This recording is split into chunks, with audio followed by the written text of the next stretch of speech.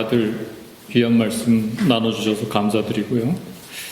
저도 여러분들이 밑줄 친구하고 비슷해요. 여기 갈라디아서 6장 말씀에 스스로 속이지 말라. 하나님은 업신여김을 받지 아니하시나니, 이 부분과 또 몇 군데 말씀이 다 연결이 되는 것 같습니다. 특별히 시편 106편 말씀 가운데 보면은 이런 말씀이 있어요. 여호와께서 여러 번 그들을 건지시나 그들은 교묘하게 거역하며 자기 죄악으로 말미암아 낮아짐을 당하였도다. 그러나 여호와께서 그들의 부르짖음을 들으실 때 그들의 고통을 돌보시며 그들을 위하여 그의 언약을 기억하시고 인자하심을 따라 뜻을 돌이키사 그들을 사로잡은 모든 자에게서 긍휼히 여김을 받게 하셨도다. 인간의 어떤 자기 기만, 속임, 그럼에도 불구하고 그런 인간을 구원하시는 놀라우신 하나님, 이제 이렇게 통하게 되는 것 같습니다. 그래서 특별히 여기 이제 시편에 여호와께서 여러 번 그들을 건지셨는데 그들이 교묘하게 거역했다. 이 표현이 참 심상치 않아요. 하나님은 여러 번 구원하셨지만 그들은 교묘하게 계속 거역을 했다. 그래서 제가 여러 번역들을 찾아봤어요. 이 부분을 어떻게들 번역을 했나 했더니 공동번역에서는 그래도 주님이 여러 번 그들을 건져주셨는데 그들이 간악하게 한 거하며 죄악으로 자꾸 빠져들었다. 이렇게 번역을 하고 있고, 표준세 번역에서는 앞부분은 같습니다. 그래도 주님은 여러 번 그들을 건져주셨지만 그들은 자기 생각대로 계속 거역하며 자기들이 짓는 죄악 속으로 빠져들어갔다. 이렇게 번역을 하고 있고, 이 RSV 번역을 한번 찾아봤더니 Many times he delivered them, but they were rebellious in their purpose and were brought low through their iniquity. 이 원어적인 의미로 볼 때는 counsel, advise 이제 이런 뜻이 있거든요. 교묘한 거역이라는 이 부분 말이죠. 근데 결국은 하나님의 뜻이 아닌 옅은 인간의 그 생각으로 교묘하게 은밀하게 짓는 죄, 이런 것으로 인해서 스스로 낮아졌고 스스로 종노릇을 했다, 이런 뜻으로 볼 수 있겠고, 결국 그럼에도 불구하고 그러한 죄인을 구원하신다 하나님이, 이런 뜻을 가지고 있습니다. 그래서 이런 생각을 마음에 가지고 죄에 대해서 한번 생각을 해보면은 사람에 따라 죄가 달라요. 모습이. 성격에 따라서도 죄 짓는 모습이 굉장히 다릅니다. 확연한 죄가 있고 교묘한 죄가 있다. 그러니까 죄도 생긴 대로 짓는 것 같아요. 그러니까 확연한 죄라는 게 뭡니까? 누가 보기에도 확실한 죄예요. 확연한 죄라는 것은. 자타가 공인하는 죄. 근데 이건 차라리 쉽습니다. 이런 사람은 죄를 지어도 확실하게 짓고, 뭐 혹시 나중에 회개를 한다 하면은 회개도 확실하게 해요, 이런 사람들. 은혜를 입어도 확실하게 입고, 또 한 번 그렇게 돌이킨 뒤에는 다시 돌아가지 않아요, 잘. 이런 식으로 죄 지었던 사람들. 반면에 교묘한 죄는 이게 애매모호한 데가 많아요. 죄인지 아닌지. 그러다 보니까 얼핏 보기에 죄같이 보이지 않아요. 이거는 선해 보이기도 해.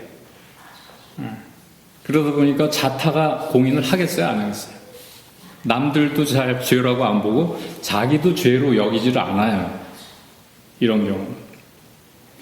이런 죄를 색에 비유한다면 무슨 색에 가까울까? 하얀색에 가깝습니다. 순백색 죄. 그렇다고 해서 죄가 아니에요? 여전히 죄입니다. 똑같은 죄인데 죄 짓는 컬러가 좀 달라요. 모양이 좀 다른 거예요. 그래서 더 착각하기가 쉬워요. 혼란스러워지기가 쉽습니다. 그래서 회개도 더 힘들고 은혜 받기도 더 힘들고 내가 죄인이라는 걸 알기도 힘들고 그걸 알기 힘들다 보니까 돌이키기도 그만큼 힘들고 그래요. 골치 아픈 거예요 이게. 그러니까 그래서 여러분은 어디에 더 가까운가 한번 돌아보세요. 이 확연한 죄인들은 저쪽 교도소 같은 데 가면 많고 교묘한 죄인들은 교회에 많아요. 저도 그들 중에 하나입니다. 여러분은 어떠세요? 맞는 것 같아요. 맞는 것 같아요. 옛날에 서인동 목사님이 그랬어요. 들킨 죄인들은 교도소에 있고 안 들킨 죄인들은 맞아. 있다. 그렇지. 들킬 일이 별로 없어요. 이 교묘하게 죄 짓는 사람들. 증거가 잡혀야지 그래서 하잖아요. 그러니까 증거를 주는데 밖에 나가는 사람들이 많은데. 그렇죠. 직업적인. 그러니까 죄 짓는 데 있어서 워낙 깊은 거죠. 어떻게 보면 죄질이 안 좋은 거지만 그렇게 또 안 보이기 때문에 이거 참 힘들어요. 그래서 우리가 이러한 어떤 착각, 오해를 하기 쉬운 그런 부류의 사람들이라는 거, 특히 우리가 하나님을 믿는다 그럴 때, 또 교회 다닌다 그럴 때 우리가 그러기가 참 쉬운 사람들이라는 걸 알 필요가 있어요. 그거 참 솔직하지 못한 거다. 굉장히 종교적이에요. 또 굉장히 경건해 보이기도 하고 굉장히 선량해 보이고 저 사람은 법 없이도 살겠네. 이런 얘기 듣는 사람들 가운데 이게 교묘한 죄인들이 많다. 그러니까 자기가 누군지 몰라요. 그래서 자기를 속이지 말아라. 갈라디아 말씀에 스스로를 속이지 말아라. 이런 말씀은 너 죄인이야, 네가 바로 죄인이야. 그거를 자꾸 속이려고 그러지 마. 이런 말씀이겠죠. 그러면서 하시는 말씀이 하나님은 업신여김을 받지 않는데요. 그래서 옛날 성경에서는 하나님은 만홀히 여김을 받지 않으신다. 이렇게 번역을 했습니다. 다시 말하면 하나님은 안 속는다는 얘기예요. 우리가 아무리 그렇게 교묘히 죄를 지어도 하나님은 안 속으신다. 이런 말씀인데 우리가 한번 생각해 봐야 될 것은 그러면 우리가 스스로를 속이는 건 가능할까요? 네? 가능해? 다들 그렇게 생각해요? 전 반대입니다. 하나님이 만홀히 여김을 받으시지 않는다는 건 진리의 말씀인데 하나님만 그런 것이 아니라 우리도 마찬가지예요. 우리도 만홀히 여김을 받지 않아요. 나는 나를 속일 수가 없어요. 나는 나에게 결코 속지 않습니다. 왜냐하면 나는 하나님의 형상을 따라 지음받은 존재예요. 그렇기 때문에 하나님이 만홀히 여김을 받지 않으시는 것처럼 나 역시도 그 하나님의 형상으로 지음받은 나도 만홀히 여김을 받을 수가 없는 존재입니다. 나는 나를 속일 수가 없어요, 절대로. 속는다고 착각을 할 뿐이에요. 내가 나를 속였다고 자기를 기만할 뿐이에요. 근데 모든 종류의 무거운 마음들이 여기에서 일어나는 것입니다. 고통이 여기서 옵니다. 그러니까 절대로 자기를 속일 수 없음에도 불구하고 자기를 속였다고 자기를 기만하면서 속에 뭔가 찝찝한 거야. 안 속았는데 속았다고 치니까 마음이 괴로운 거예요. 그러니까 고통스럽고. 그러니까 사람들이 이 고통, 이 괴로움을 감추기 위해서 별짓을 다 합니다. 술 마시는 사람들. 도박하는 사람도 있고, 마약하는 사람도 있고. 그런 거 말고도 굉장히 많아요. 뭐. 그러니까 이거를 우리가 하나하나 거명하자고 하면은 뭐 수도 없어요. 사람들이 다 거기에서 위안을 얻고자 하는 거예요. 왜? 내가 나한테 속을 수가 없는 존재인데 내가 나를 속이는데 성공했다고 믿습니다. 근데 나는 하나님의 형상이라 안 속는단 말이야, 나한테. 나는 나한테 만홀의 여김을 받지를 않아요. 그럼에도 불구하고 속였다고 생각을 하는 자기 기만으로 인해서 그 사람은 계속 괴로울 수밖에 없다. 우울증에 걸릴 수도 있고, 관계가 망가질 수도 있고, 그러니까 평안이 없어요. 진정한 의미의 생명을 누릴 수가 없어. 나는 하나님의 형상으로 지음받은 존재이기에. 따라서 자기를 기만하는 것보다는 있는 그대로의 자신을 보고 인정하고 받아들이는 게 좋은 거예요. 근데 이것처럼 또 힘든 게 없어요. 그래서 그걸 도와주시려고 예수님이 오신 것입니다. 아까 시편에서 여호와께서 여러 번 그들을 건지시나 그들은 교묘하게 거역하며 자기 죄악으로 말미암아 낮아짐을 당하였도다. 그러니까 이제 시편 106편을 쭉 읽어보시면은 하나님은 계속 이들을 구원하시려고 합니다. 어떻게든 살려보려고 하시는데 이들은 계속해서 거부하는 거예요. 그러니까 이 시편의 뒷부분으로 가서 결론은 결국 뭐냐면은 이러한 죄인, 교묘한 죄로 인하여 스스로를 노예로 삼은 이 자들을 하나님이 구원하신다. 다시 말하면은 하나님은 확연한 죄인들만을 구원하시는 하나님이 아니라 교묘한 죄인들도 구원하신다. 그래서 교묘한 죄로부터 그 애굽의 노예로부터 하나님이 그들을 구원하신 얘기가 시편 106편 말씀인데 106편에 반복해서 나타나는 그 교묘한 죄인들의 특징을 한 세 가지로 나눠서 생각할 수 있는데 첫째는 반복입니다. 반복. 그러니까 여호와께서 여러 번 그들을 건지셨다 그러잖아요. 이게 무슨 뜻인가요? 자꾸 돌아가는 거예요. 자꾸 돌아간다. 교묘한 죄인의 특징이에요.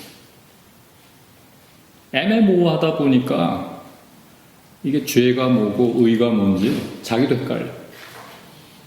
그래서 홍해까지 건너고 이제 약속의 땅 가나안이 코앞에 있어도 자꾸 돌아가요. 반복을 해요. 다람쥐 쳇바퀴. 마치 물에 빠진 사람을 건져주면은 그래서 겨우 살려놨는데 이 사람이 자꾸 또 가서 빠지고 살려놓으면 또 가서 빠지고 여러분이 그렇게 어떤 사람을 구했는데 자꾸 빠지면은 여러분 마음이 어떨까요? 그러니까 이제 우리가 그 히브리인들을 보시던 하나님의 마음을 우리가 이해할 수가 있습니다. 다람쥐 쳇바퀴 이럴 수밖에 없어요. 애매하니까 하나님을 믿는 건지 마는 건지 금송아지 만들어 놓고도 또 그 앞에서는 또 예배도 드리고 막 뒤섞여 있는 거예요. 이렇게 아무튼 모든 게 교묘해요. 두 번째는 자기 기만. 앞부분에 제가 말씀드린 거예요. 이렇게 속임이 깊어지면은 어떻게 해요? 죄도 죄라고 여기지 않게 되고 그렇게 쭉 나가다 보면은 나중에 어떻게 될까요?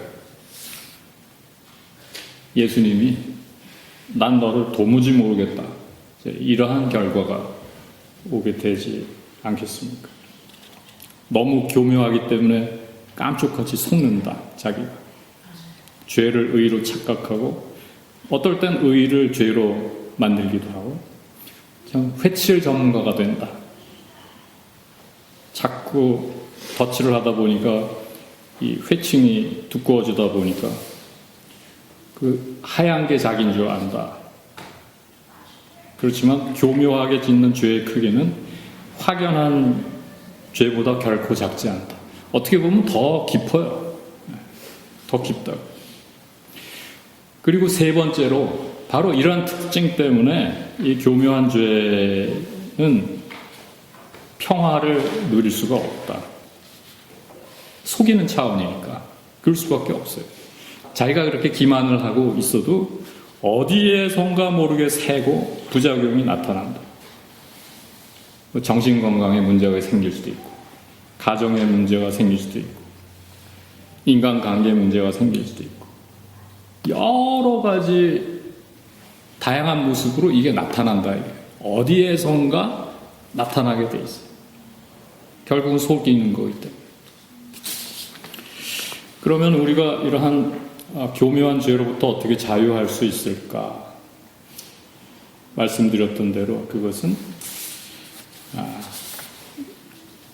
있는 모습 그대로의 자신을 보고 인정하고 받아들이는 것입니다. 내가 죄인이라는 것을 받아들여. 내가 죄인 중에 괴수다. 이걸 알아야 됩니다. 근데 그게 쉽지 않기 때문에 예수님이 오셨다는 거예요. 도와주시려고. 그리고 오늘 시편 기자가 분명히 말씀하고 있습니다. 하나님은 확연한 죄뿐 아니라 이러한 교묘한 죄로부터 또한 우리를 구원하시는 하나님인 것을.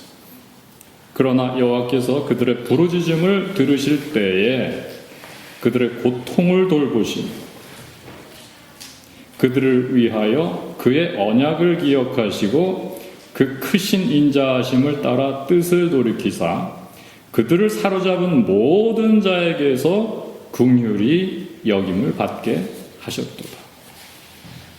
그들을 사로잡은 모든 자에게서. 한번 생각해 보세요.